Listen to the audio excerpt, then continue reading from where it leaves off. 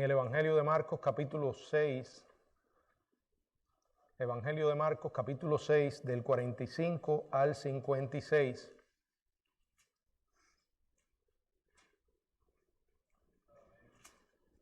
Dice la Biblia: enseguida hizo a sus discípulos entrar en la barca e ir delante de él a Betsaida, en la otra ribera, entre tanto que él despedía a la multitud. Y después que los hubo despedido, se fue al monte a orar. Y al venir la noche, la barca estaba en medio del mar y él solo en tierra. Y viéndoles remar con gran fatiga, porque el viento les era contrario, cerca de la cuarta vigilia de la noche, vino a ellos andando sobre el mar y quería adelantárseles. Viéndole ellos andar sobre el mar, pensaron que era un fantasma y gritaron, porque todos le veían y se turbaron. Pero enseguida Jesús habló con ellos y les dijo: tened ánimo, yo soy, no temáis. Y subió a ellos en la barca y se calmó el viento. Y ellos se asombraron en gran manera y se maravillaban, porque aún no habían entendido lo de los panes, por cuanto estaban endurecidos sus corazones. Terminada la travesía, vinieron a tierra de Genesaret y arribaron a la orilla. Y saliendo ellos de la barca, enseguida la gente le conoció. Y recorriendo toda la tierra de alrededor, comenzaron a traer de todas partes enfermos en lecho, a donde oían que estaban, y donde quiera que entraba, en aldeas, ciudades o campo, ponían en las calles a los que estaban enfermos y les rogaban que les dejase tocar siquiera el borde de su manto, y todos los que le tocaban quedaban sanos. Padre, gracias por tener tu palabra, Señor. Gracias porque tú, por medio de ella, nos revelas tu voluntad, Señor. En esta noche estamos aquí reunidos para estudiarla. Te estamos suplicando que tu Espíritu Santo ilumine nuestras mentes para comprender las verdades que tú tienes para nosotros. Ayúdanos, Señor. Oramos en el nombre de Jesús. Amén. Pueden sentarse, hermanos. Estamos teniendo esta serie del Evangelio de Marcos. El estudio de hoy lo hemos titulado Intercesión, Intervención e Interacción de Jesús. Intercesión, intervención e interacción de Jesús. Es un pasaje más de los evangelios que nos ayudan a conocer más profundamente a nuestro Señor, en su vida intercesora de oración, en su intervención a favor de las personas desesperadas y en su intercesión con aquellos que tienen necesidades. Quiero que veamos este pasaje, pero antes de entrar en su análisis, vamos a ubicarnos en el contexto. El día anterior, recuerdan, el Señor había creado pan y peces para alimentar a miles. No obstante esta extraordinaria manifestación del poder de Dios, aún así hubo quienes rechazaron al Señor. A continuación de este suceso, incluso los discípulos que permanecían con él, dice la Biblia en Marcos, en este capítulo 6, en el verso 52, que aún no habían entendido lo de los panes, por cuanto estaban endurecidos sus corazones. Increíble, pero cierto. Bueno, la rápida transformación en su manera de pensar debió haber tenido alguna causa poderosa. Solamente los apóstoles experimentaron el asombroso incidente relatado en estos versículos. Y podemos decir que lo que aquí se relata fue una especie de catalizador por medio del cual los discípulos llegan a reconocer por primera vez, como dice Mateo 14:33. ¿Qué dice Mateo 14:33?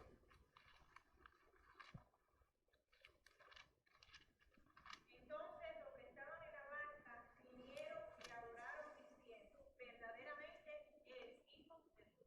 Por primera vez llegaron a reconocer a Jesús como el Hijo de Dios. Este incidente se divide en tres escenas. Vamos a ver primero la intercesión privada de Jesús con el Padre, que nos habla de su vida dependiente al Padre, de su clamor en oración al Padre por nosotros. Vamos a ver la intervención poderosa del Señor a favor de los 12 en medio de una situación desesperada en la que se ven. Y vamos a ver la interacción personal con las multitudes llenas de necesidades. En cada escena, el centro es Jesús. Cada una de ellas nos revela más quién es nuestro Señor. Por eso los cristianos leemos los evangelios, leemos la Biblia, y especialmente los evangelios que nos hablan de la vida de nuestro Señor una y otra vez, porque nos ayudan a conocer qué clase de Dios tenemos, quién es nuestro Señor. Y algo más veremos acerca de Jesús en cuanto a nuestra fe fortalecerse al estudiar historias como esta. Primero, la intercesión privada con el Padre. Dicen los versos 45 y 46, enseguida hizo a sus discípulos entrar en la barca e ir delante de él a Betsaida, en la otra ribera, entre tanto que él despedía a la multitud. Y después que los hubo despedido, se fue al monte a orar. Bueno, el júbilo esperanzado se había apoderado de la multitud después que Jesús, de una manera milagrosa, creara comida. La historia que ya vimos en los versos del 33 al 44 de este mismo capítulo 6 de Marcos. Como sabía que incluso los 12 eran susceptibles a ese cargado fervor político del pueblo, que estaba desenfocado y veían en él más que cualquier otra cosa un líder salvador en el orden político, entonces enseguida decide irse, hace a sus discípulos entrar en la barca. Bueno, pienso que probablemente ellos querían quedarse, disfrutar de la popularidad del momento. Aquel que había multiplicado los panes y los peces, ese era su maestro. Pero el Señor no les deja. Más bien les ordena partir en la barca e ir delante de él a Betsaida. Tras ordenar a sus discípulos que partieran, despide a la multitud. Bueno, dispersar a decenas de miles de personas cautivadas por el milagro no habría sido una tarea fácil, humanamente hablando. Sin embargo, de igual manera que con autoridad les había mandado, como leímos en los versos 39 y 40, cuando fue a realizar el milagro, a sentarse en grupos de 50 y de 100. Aquí ejerce esa autoridad divina sobre la multitud, la había ejercido y la multitud le obedece. Juan capítulo 6, del 22 al 24, nos da la sugerencia que de las personas que él despide no viajaron lejos. Al parecer pasaron la noche en la campiña cercana, despertaron a la mañana siguiente y regresaron al lugar en que Jesús les había alimentado, solo para descubrir que ya él se había ido. El gentío pudo haber estado pidiendo una revolución pública, pero el Señor tenía otra preferencia. El Señor tenía otro anhelo. Y lo vemos inmediatamente que se queda solo. Orar. Interceder privadamente con el Padre. Dice, después que los hubo despedido, se fue al monte a orar. ¿Captamos la idea de lo importante que era la oración para Jesús? Yo no sé si realmente ha llegado a ser así de importante para nosotros. Porque si él, siendo quien era, necesitó orar, modeló ese ejemplo, nosotros no podemos vivir sin orar. Seré más específico, no podemos vivir la vida cristiana sin oración. Sin oración no hay fortaleza en la fe, no hay una vida victoriosa. En los evangelios encontramos que esto era una práctica común en la vida de Jesús. Formaba parte de su manera de vivir. Él dependía del Padre en oración. Se retira a un lugar de oración privada, como dije, era su práctica. ¿Qué dice Mateo 14:23? Si alguien puede leerlo. Mateo 14:23.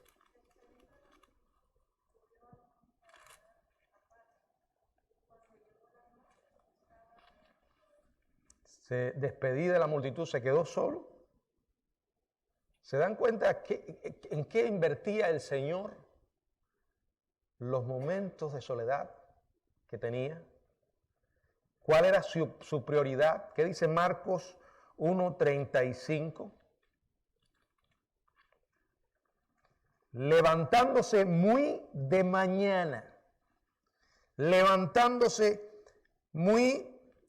mañana, siendo aún muy oscuro, salió y se fue a un lugar desierto y ahí oraba.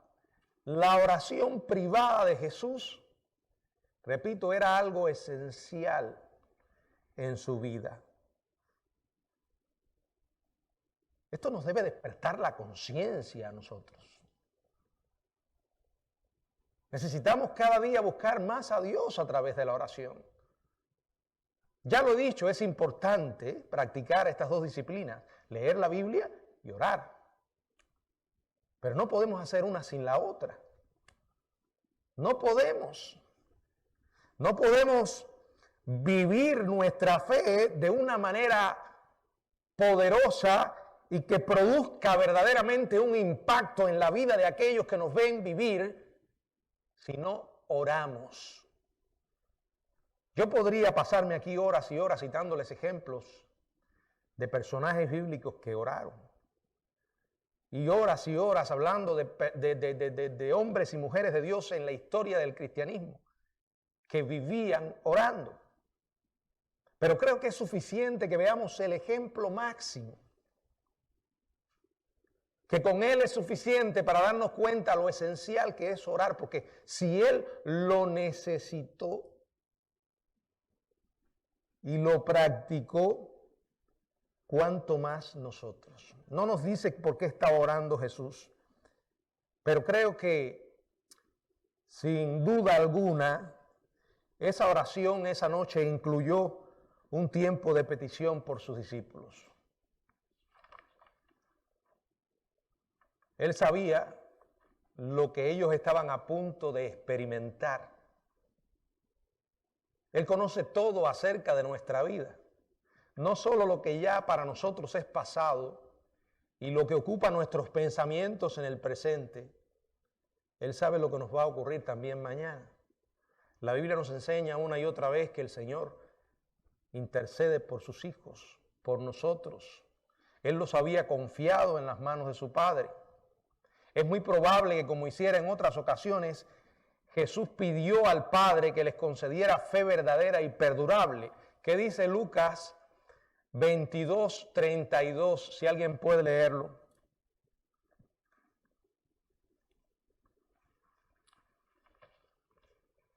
Pero yo he rogado por ti, que tu fe no falte, y tú, una vez vuelto, confirma a tus hermanos. Bueno, en este caso, ¿a quién le estaba hablando? A Pedro, ¿verdad? El Señor le asegura su intercesión, y aunque sabemos que es evidente que oró por todos ellos, le asegura a Pedro que lo había hecho específicamente por él y por su victoria final. Él sabía que Pedro se vería envuelto en un momento vergonzoso. Sabía que Pedro iba a tocar fondo, iba a tener la experiencia más humillante que tuvo durante toda su vida, que fue haber negado al Señor. Pero le estaba recordando, aun cuando te ocurra lo más triste, yo no he terminado contigo. Es exactamente lo mismo que Dios quiere recordarnos a nosotros. Él sabe lo que va a pasar con tu vida y con la mía mañana. y de aquí a un año y en los próximos años. Él sabe nuestros momentos de gloria, como digamos, ¿no? De bendiciones, de triunfo, pero también conoce los momentos vergonzosos y difíciles que vamos a vivir mañana. Y Él intercede y ora por nosotros. En Juan capítulo 17 está la famosa oración intercesora, donde el Señor clamó por sus hijos y por los que han de creer en mí, dijo el Señor, por la palabra de ellos. En otras palabras, también está orando por ti y por mí. Ahora, uno a veces humanamente se pregunta, ¿y cómo puede el Señor estar al tanto de todos nosotros? Bueno, estamos mirándolo de una perspectiva humana. Pero escuche esto, Él como Dios, cada uno de nosotros, voy a tratar de decirlo de una manera que me entiendan, cada uno de nosotros somos especiales para Él. Y Dios nos trata como si no hubiera otra persona más que nosotros en cuanto a su atención, en cuanto a su cuidado. ¿Cómo es posible? Solo Dios lo puede hacer. Solo Dios lo puede hacer. Esa es la maravilla de la naturaleza divina. Jesús pidió al Padre que les concediera fe verdadera y perdurable. Es esa fe la que nos ayuda a perseverar cuando los vientos sean contrarios. El Padre contestó esta oración en forma poderosa. Les dio la fe en respuesta a una maravilla inigualable. Jesús está orando y ellos estaban en el mar. Estaban enfrentándose a un momento terrible en sus vidas. Vamos a ver lo que dice la palabra en los versos del 47 al 52, si alguno puede leerlo.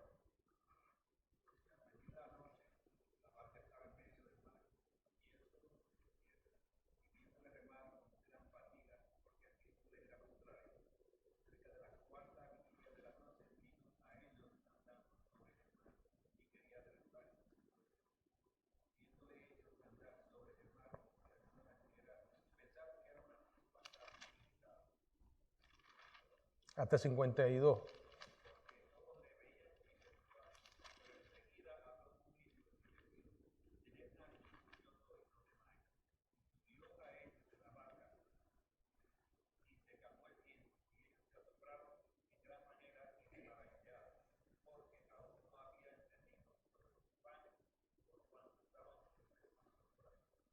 Miren, ustedes recuerdan que anteriormente ellos habían tenido una experiencia terrible, precisamente también en una barca, una gran tormenta. Ahora hay una gran diferencia entre esa experiencia y esta. Aquí estaba soplando el viento y les era contrario, pero la diferencia estaba entre estas dos experiencias en que en una, la más terrible, él estaba en la barca. Y ellos no se percataron de cuán esencial era eso para sus vidas. ¿Ustedes se acuerdan cómo llegaron a él y le dijeron, maestro, no tienes cuidado de que perecemos? En otras palabras, no te importa, ¿cómo vas a estar durmiendo? ¿Cómo puedes dormir, Señor? Porque aquel que estaba allí era Dios. E inmediatamente todo se calma. Ahora no estaba él con ellos. Las cosas comenzaban a complicarse. Y la gran lección que él les da es que no marca ninguna diferencia, ¿verdad? En que él estaba en la barca en aquel momento y en este caso no estaba allí físicamente.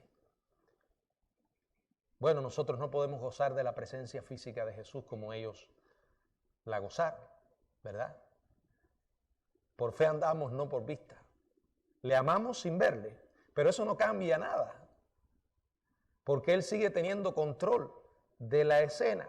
Dice la palabra, al venir la noche, o sea, la segunda vigilia nocturna del día, entre las 6 y las 9 de la noche, el sol se había puesto y el atardecer se había convertido en anochecer. Con el paso de cada hora, la distancia entre los discípulos y Jesús se ampliaba. Ellos estaban en la barca estaba en medio del mar, él estaba solo en tierra. Debido al estallido repentino de una tormenta, lo que por lo general habría sido un rutinario cruce del lago se había convertido en un trayecto peligroso. Aquí comienzan a soplar los vientos, repito, en un caso estaba Jesús con ellos, en otro no estaba. Vamos a ver qué dice Juan 6:18.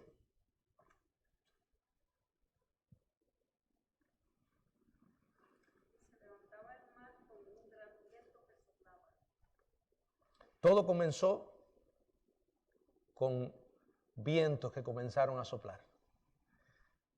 Y estos vientos no se detienen. Van aumentando en intensidad. Cada vez que leo esta historia, siempre las veo como una ilustración de la vida misma que nosotros enfrentamos.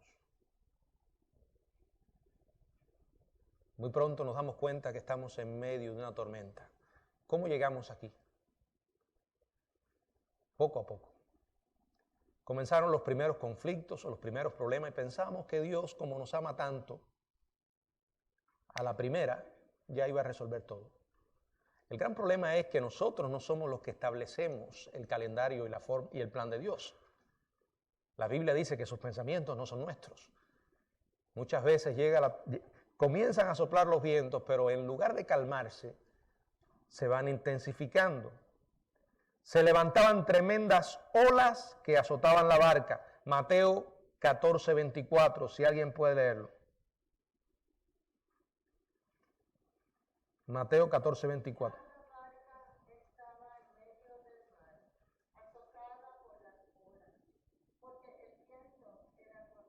Empezaron los vientos fueron aumentando, fue sacudiendo el agua y el agua comenzó a entrar en la barca. De pronto se encuentran otra vez en una tormenta.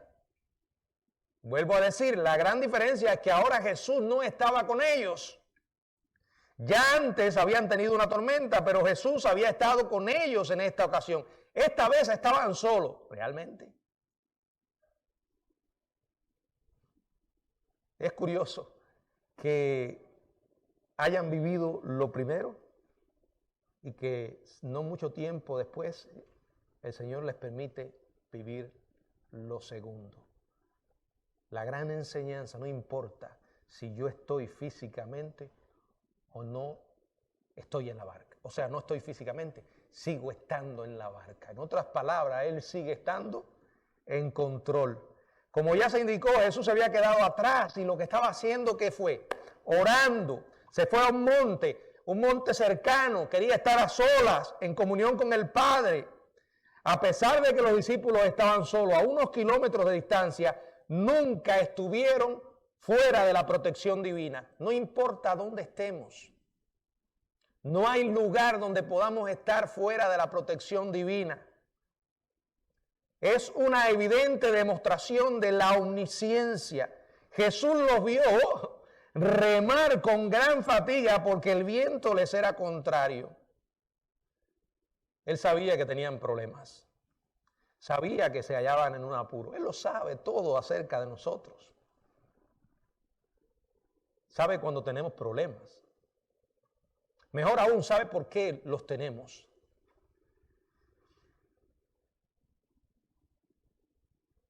Sabe cuando atravesamos una situación de apuro. Él siempre mantiene el control como lo hizo aquí. Tanto la tempestad como los 12 estaban en sus manos.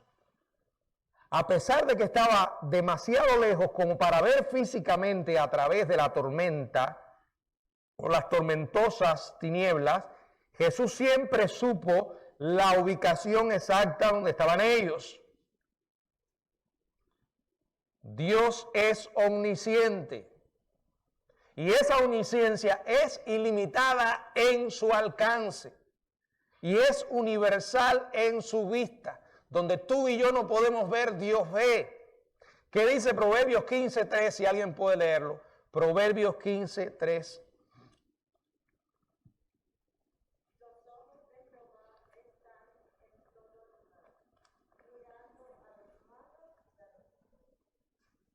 Esto es un verso para marcarlo. A nosotros es una fuente enorme de consuelo saber que Dios nos está viendo. De igual manera que cuando estamos haciendo cosas malas, no se nos puede olvidar que Dios nos ve. Jesús le dijo a sus discípulos: ora a tu Padre que está en secreto, y tu Padre que ve en secreto. Bueno, es un pasaje que habla de la oración, pero es un pasaje que reafirma la omnisciencia de Dios. Reafirma que aunque estemos en lo más privado, según nosotros, aunque hayamos escapado de toda vigilancia humana, Dios nos ve. Los ojos de Jehová están en todo lugar, mirando a los malos y a los buenos. En otras palabras, Dios todo lo ve. Job reitera esta verdad cuando dice en su libro, en el capítulo 31, verso 4, no ve, o sea, el Señor no ve mis caminos y cuenta todos mis pasos. Imaginen la escena. A alguien que le va contando los pasos a otro. La imagen que trata de dar es un cuidado especial. Es más o menos decir lo mismo que dice Jesús luego: los cabellos de vuestra cabeza están todos contados. Bueno, los míos son fáciles de contar. Pero imagínense una cabellera como de muchas hermanas que hay aquí, aún así, todos están contados. Dicen algunos comentaristas que la idea es como que cada cabello tiene un número. O sea, que Dios está pendiente de todo, todo lo sabe. Él cuenta mis pasos. En 2 de Crónicas 16:9 leemos: los ojos de Jehová contemplan toda la tierra. Hebreos 4:13, ¿qué dice? Hebreos 4:13.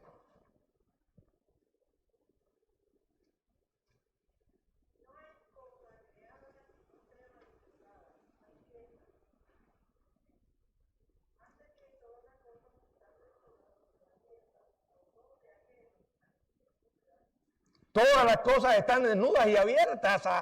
O sea, esto es algo que cuando uno lo medita, le da profunda paz en medio de cualquier circunstancia y renueva en nosotros un profundo sentimiento o un profundo respeto por Dios, temor a Dios.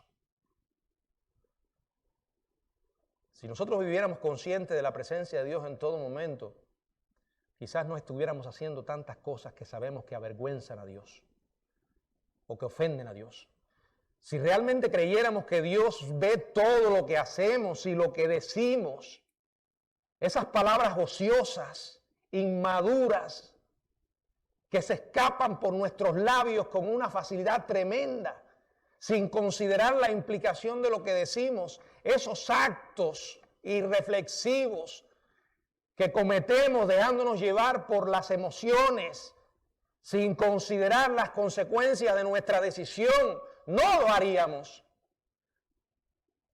Porque sabemos que Dios nos está mirando y que lo que hacemos según su voluntad glorifica su nombre, pero lo que va en contra de ella le ofende a Dios, va contra su santidad. Bueno, el Salmo 139, ¿qué dice el verso 7? Salmo 139, 7.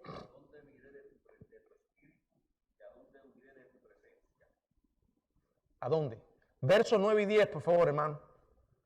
Tomaré las alas del alba y habitaré al extremo del mar, aún allí me guiará tu mano y me asirá tu diestra. No importa, no hay lugar donde podamos estar fuera del cuidado de Dios, de su mirada poderosa. Ellos estaban en un problema, estaban en medio de una gran tormenta y Dios lo sabía. No importa lo que estés viviendo, hermano. Dios no tiene que enterarse de lo que te ocurre. Él no necesita que vengan y le informen como el presidente de un país de lo que está ocurriendo. Dios lo sabe todo.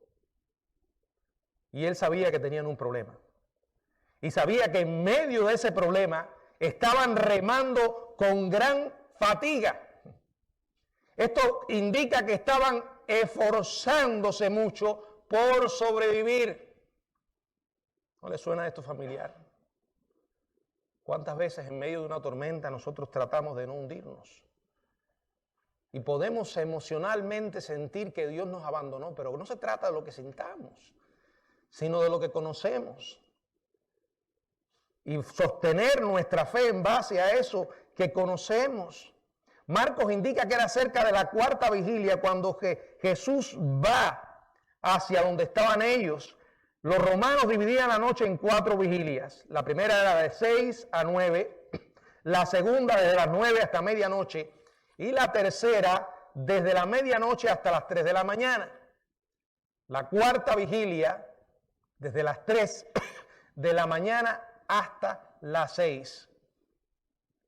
Los discípulos que habían salido antes de las 9 de la noche aún estaban en el lago en las horas antes del amanecer. En todo este periodo, probablemente 9 horas, solo habían podido remar unos pocos kilómetros cuando se vieron frustrados por la tremenda tempestad. ¿Qué dice Juan 6:19? Cuando habían remado como 25 o 30 estados, vieron a Jesús que andaba sobre el mar y se acercaba a la barca y subieron todos. La situación parecía desesperada e incluso imposible. Tenía la misma fisonomía que tienen los problemas que llegan a nuestra vida. Esas situaciones desesperadas, esas situaciones imposibles. Y como a ellos se nos olvida que el Señor sigue teniendo control. Dice que viene a ellos andando sobre el mar. Un milagro. Yo pienso que esta manifestación sobrenatural del Señor fue realizada por Él para demostrarles, una vez más, quién era Él. ¿Verdad? Solo Dios puede caminar sobre el mar.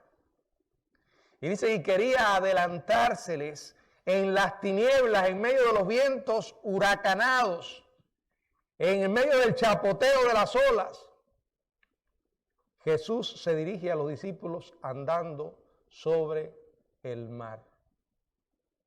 El Dios que viene a nuestro auxilio es el Dios de los imposibles. El Dios todopoderoso, que no hay tormenta que no pueda aplacar, no hay situación que no pueda resolver.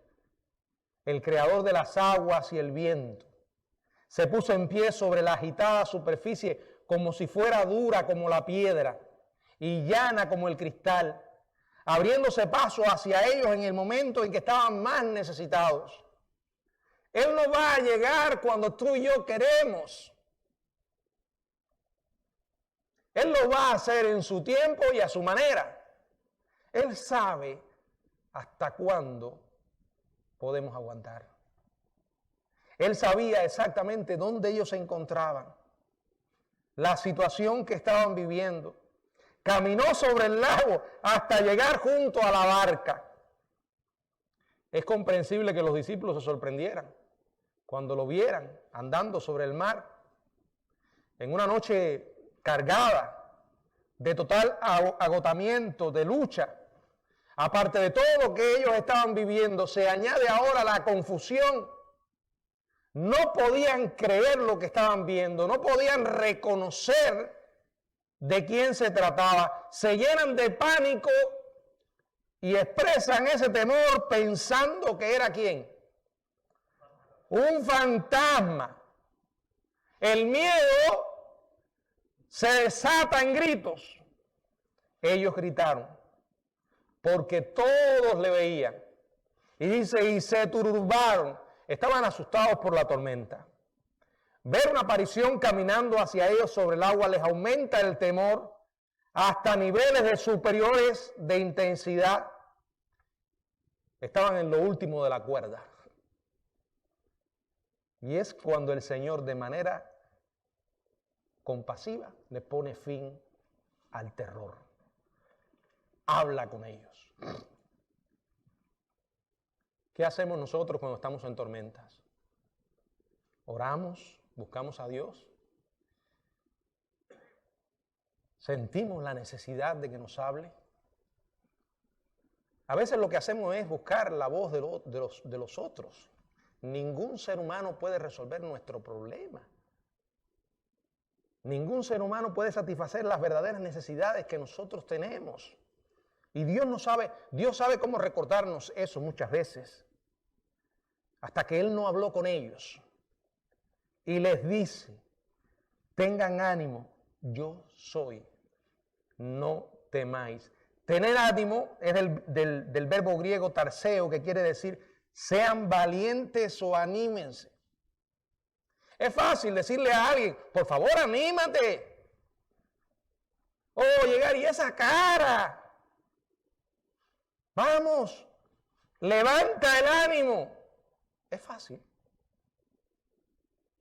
Y podemos tener la mejor voluntad del mundo a la hora de hacerlo, pero nosotros no podemos darle a la persona la seguridad o la razón para que se anime, para que pierda el temor. Pero Jesús sí. Mientras estaban en medio del caos y la confusión, ellos reconocen la voz del Señor. Él les dice, tengan ánimo, tened ánimo. Inmediatamente, ¿qué les dice? Yo soy. Yo soy. No solo hizo que quien la pronunció se identificara, el Maestro, el Señor, sino que reflejaba la revelación personal de Dios que se encuentra en el Antiguo Testamento. Yo soy el que soy. Éxodo 3:14. Éxodo 3:14. Si alguien puede leerlo.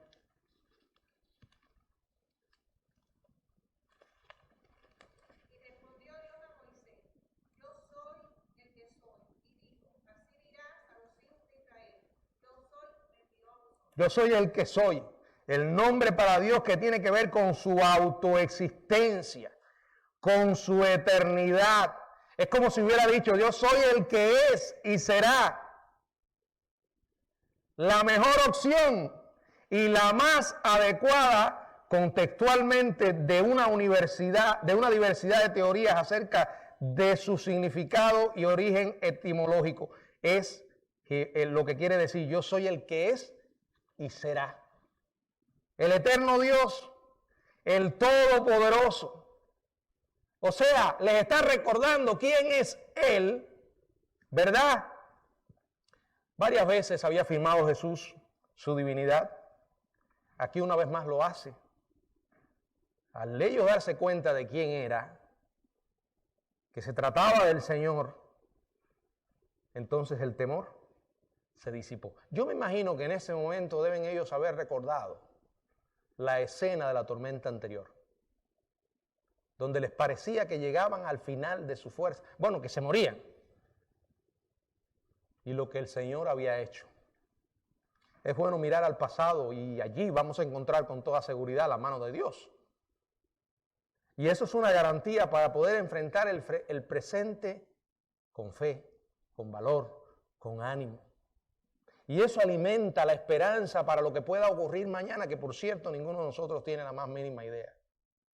Cada día vivo más convencido que nuestra existencia humana está llena de cosas imprevistas para nosotros, de grandes sorpresas. Algunas agradables y la mayor parte desagradables. No es por crear una actitud pesimista, es ser real. Vivimos en un mundo envuelto en el pecado. Después de rescatar a Pedro, dice que el Señor subió a ellos. ¿Y qué ocurre? Se calmó el viento y ellos se asombraron en gran manera. Cuando tenemos la certeza de la presencia de Dios con nosotros, comienza a calmarse el viento. Y si no se calma, porque Dios soberanamente decide no calmarlo, vamos a estar en paz y tranquilos, porque sabemos que Él está en control. Los discípulos habían visto a Jesús caminar sobre el agua y calmar al instante una fuerte tormenta. Incluso habían observado a Pedro pararse sobre la superficie del lago. Tras todo eso, Jesús sube a la barca, los fuertes vientos desaparecen con rapidez y la tormenta se desvanece. Después de servir a su propósito divinamente señalado, la tormenta se desvanece. Porque las tormentas no son casuales. No llegan a nosotros de porque sí. Ah, tuve mala suerte y por eso tengo este problema. Tal vez si hubiera hecho las cosas de una manera diferente. Voy a ser claro, hermano, porque esto es lo que yo creo. Lo creo. Yo creo en un Dios que es soberano y lo es siempre. Y a pesar de nuestros errores, a pesar de las malas decisiones que hayamos tomado, eso no va a estorbar el propósito de Dios. No hay tal cosa como que casualidad, accidente. El único que es capaz de usar, digamos, o permitir aún las cosas malas para el bien de sus hijos y para su gloria, el único que puede hacer eso es Dios. Yo el domingo mencionaba algunas de estas cosas en el sermón. Y lo vemos en la Biblia. La Biblia enseña que Jesús fue entregado por el determinado consejo de Dios y el anticipado conocimiento de Dios. O sea, Jesús murió en la cruz porque era parte del plan de Dios. Jesús vino a ejecutar ese plan. Ahora, ¿por medio de quién se ejecutó? Poncio Pilato y los judíos y los romanos fueron los que llevaron a Jesús a la muerte. Hicieron un acto perverso, diabólico, dejándose llevar por sus naturalezas perversas. Y qué increíble, ese pecado de ellos, esa actitud de ellos estaba dando cumplimiento al propósito de Dios. Vaya, en nuestra mente cuesta trabajo procesar, pero eso es lo que dice la Biblia. Ahora, Dios los hizo responsables, seguro. Lo dice la Biblia. Ellos formaron parte de este. Pero por encima de eso estaba la mano de Dios. José. ¿Cómo José fue a parar a Egipto? Bueno, fue a parar a Egipto por la envidia de sus hermanos. Su perverso acto de venderle como un esclavo, quizás después de haber fraguado la idea de asesinarle. Y después que está en Egipto, ¿cómo fue a parar a la cárcel? Por el acto perverso de una mujer que lo acusó injustamente. Si usted se pone a mirar la historia de José, está llena de pecado. No de él, sino de aquella gente que le hicieron daño. Y cuando al final Dios lo pone en una posición de autoridad y sus hermanos bajo sus pies, les dice, ustedes no les pese haberme vendido, porque fue Dios quien me trajo aquí. ¿Se dan cuenta? No fueron ustedes, fue Dios. Y eso lo encontramos en la Biblia una y otra vez.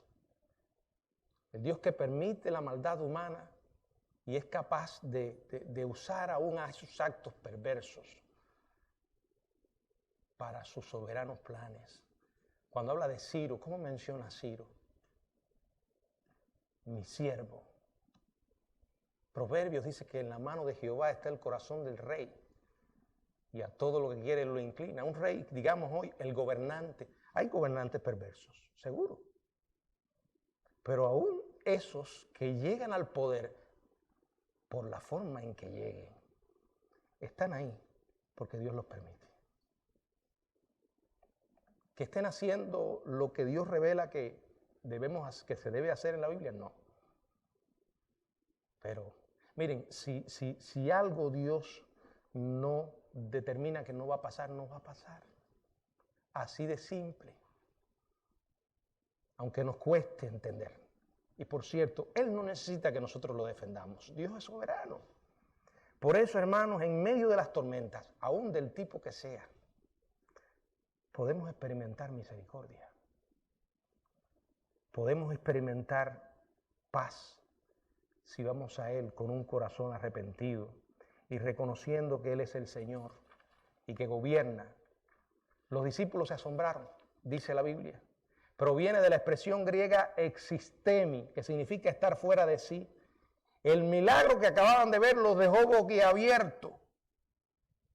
Según Mateo, este acto, lo que acabaron de ver, se convierte en adoración. ¿Qué dice en Mateo 14:33?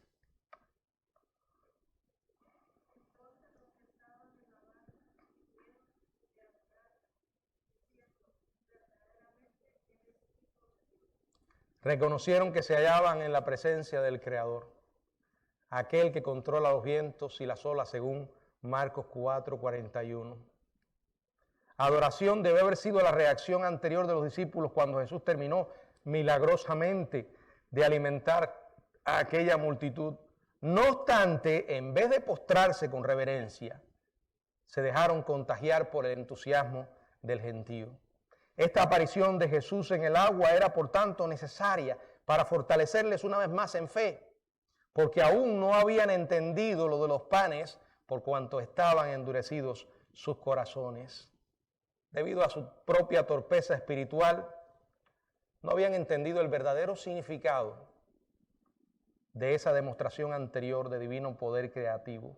Ahora, a salvo en la costa, ante la presencia de su Salvador Todopoderoso, se convencieron de la deidad de Jesús y se postran en rodillas en una actitud de adoración y alabanza. Aquí hemos visto la intercesión privada con el Padre.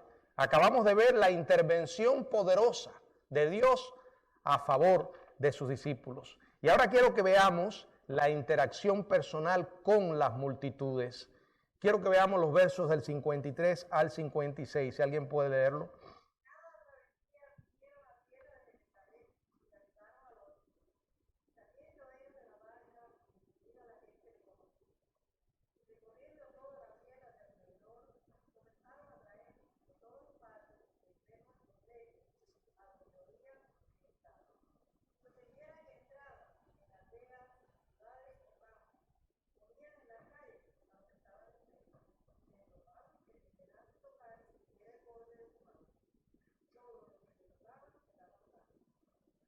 Dice, y todos los que le tocaban quedaban sanos. A donde quiera que Jesús iba, curaba de manera compasiva a todos los enfermos que le llevaban. Su poder sanador, aparte de ser una demostración de su poder divino, era una expresión de compasión.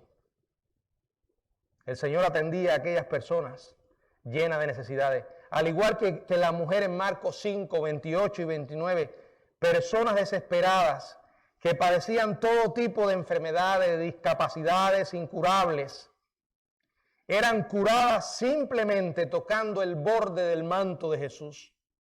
La demostración, el alcance y la intención de su incomparable poder, que va desde crear una comida hasta calmar una tempestad, de curar innumerables enfermedades, fueron acompañadas por la demostración de su abundante misericordia. Y aquí vuelvo a decir lo que he dicho tantas veces.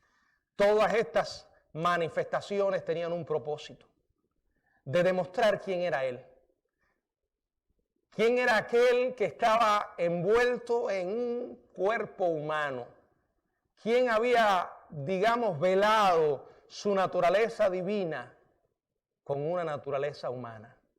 Dios hecho carne, Dios manifestado en carne. Era importante porque su historia no iba a terminar ahí.